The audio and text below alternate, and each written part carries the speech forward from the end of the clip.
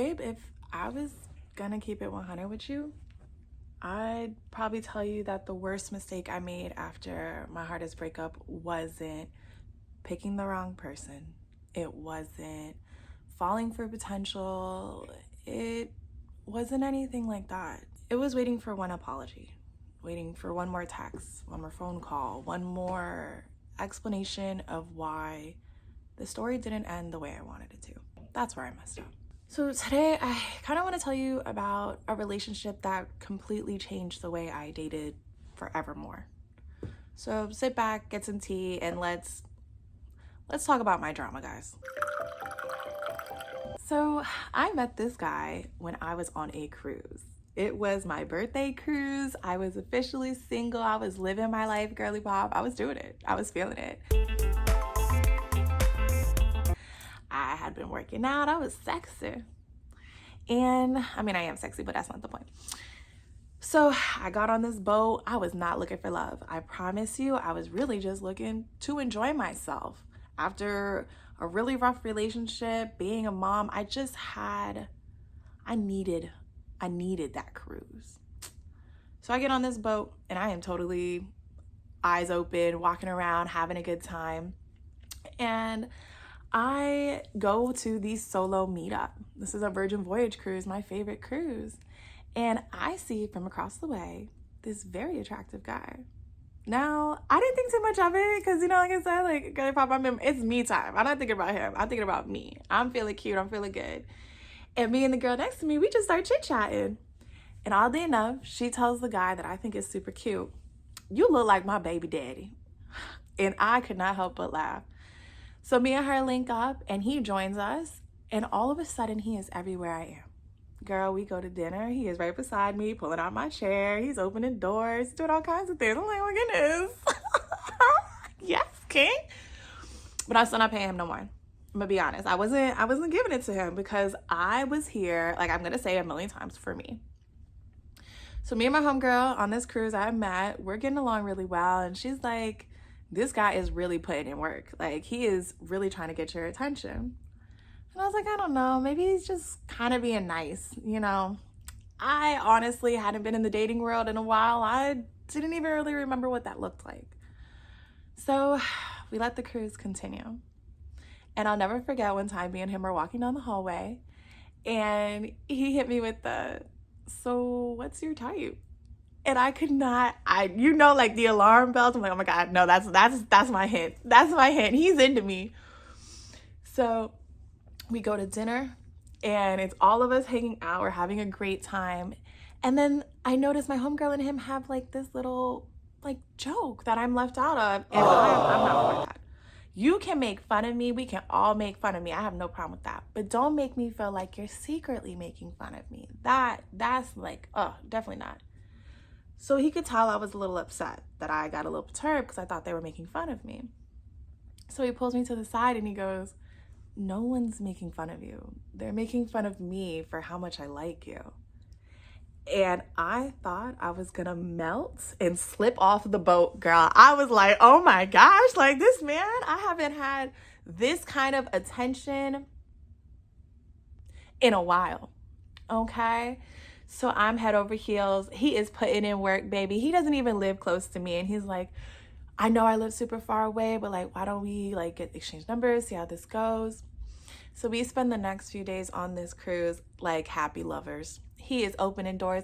Girl, he was cutting my steak for me. I'm not I did not lift a single finger that entire cruise. And I loved it.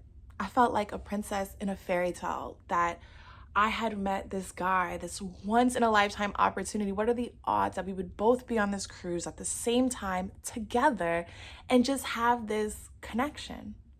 What are the odds? So I fell, and I kind of fell kind of hard. We got off that boat and I really wasn't sure I was ever gonna see him again.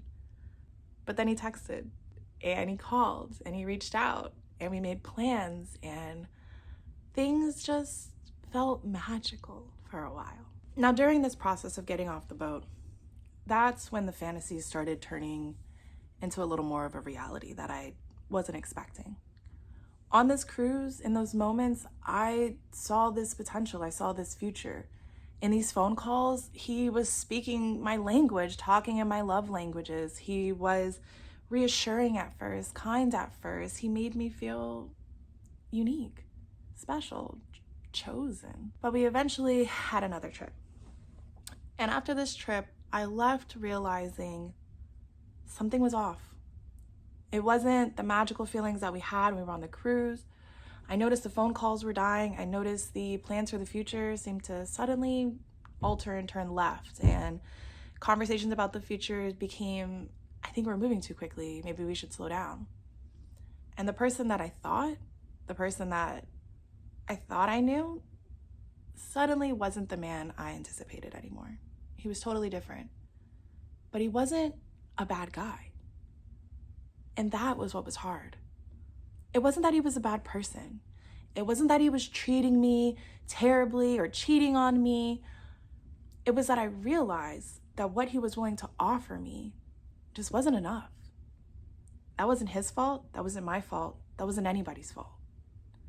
It was just not enough. I wanted someone that wasn't going to be too busy for me. I wanted someone that, regardless of the distance, was willing to work for it and fight for what they knew a future could look like. I wanted someone who chose me every day and not just when it was convenient. It wasn't easy to walk away.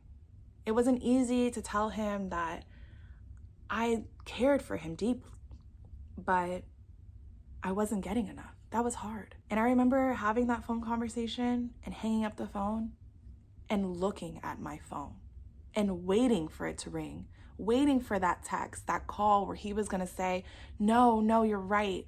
I'm wrong. I'm not doing enough. We can make this work.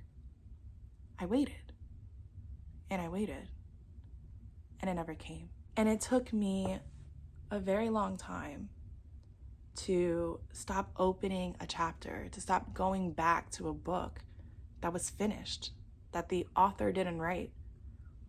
For my AO3 girlies, or even further back, freedom of speech fan fiction, you've all fell in love with the fan fiction that never got completed. You've all read those stories and got to chapter 38 and then realized the author hasn't updated in 2 years, but you keep checking, you keep going back because you just want to know how the story ends. That's how I felt. I just wanted to know why the story ended, why we went from planning this future together and these thoughts and these amazing fairy tale feelings we supposedly had for one another to just this lukewarm pizza feeling. I wanted closure. And I wasn't going to get it from him. And like I said, it wasn't because he was a bad guy. It had nothing to do with that. It had everything to do with the fact that I had to be my closure. I had to write the final chapter. The chapter didn't involve him running back and changing his ways and being the person I thought he was. The chapter ended with me moving forward, realizing what was out there, that those feelings that I felt for him were possible with someone who actually was meant for me. That men did treat women a certain way and did treat them like princesses or queens. It's just about finding the right one and you guys deciding together that's what you want.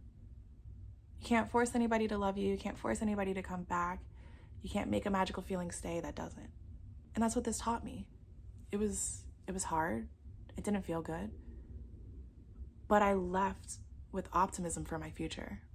I left with the idea for more, which was something my last relationship with the relationship before that didn't leave me with. I didn't have hope for the future. I didn't know what that would look like. I didn't even think it was possible to date again as a single mom. He showed me a lot of that. So even though he wasn't a perfect guy, he definitely wasn't a bad guy. And I'm very grateful for the lessons he taught me, for the value he gave to myself. My best friend, when I was talking to her one day, told me, well, if you care about him so much, why don't you just go back? Why don't you make it work? And I remember telling her, because I deserve better. It doesn't matter how I feel. It doesn't matter how strong the love I thought was. None of that matters. I deserve more from someone than what he was willing to give me. And I'm glad I stood my ground on that.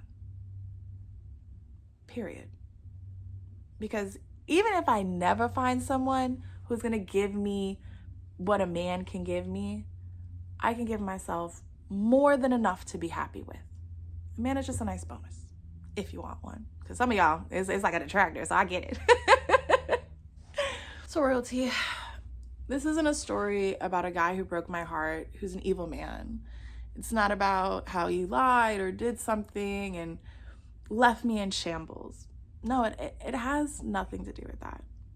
It's a story about renewed hope, about finding closure and being the author of your own story. I didn't sit around and wait for a man or a person to come and tell me how this chapter's supposed to end, to tell me he didn't want me or that I wasn't enough, or whatever way that other story could have been written. Instead, I wrote it. I took charge. I said, you're not giving me enough, regardless of how you make me feel. It's about having hope for the future. It's about having standards for yourself. And no, it's not always easy. And sometimes you're going to walk away from things that you really love and you really care about. But you have to be the most important person in your storybook. You have to be the person that matters the most. So, what did you walk away from? What did you leave? Or what do you need to leave to value yourself more than you value someone else or something? So royalty, as you know, this is your returning place here. You are always loved, cared for, and thought of. Always. Especially when you leave comments. My baby who leaves me a comment on this video, I want you to know, everyone in my family knows about you. You are true royalty. I love you so much. And if you're new here, I would love to have you part of the community. So don't forget, you are loved, cared for, and thought of. And don't also forget to show some love back. I love your comments, I love your likes, and I definitely love your subs. Bye, royalty. See you guys later.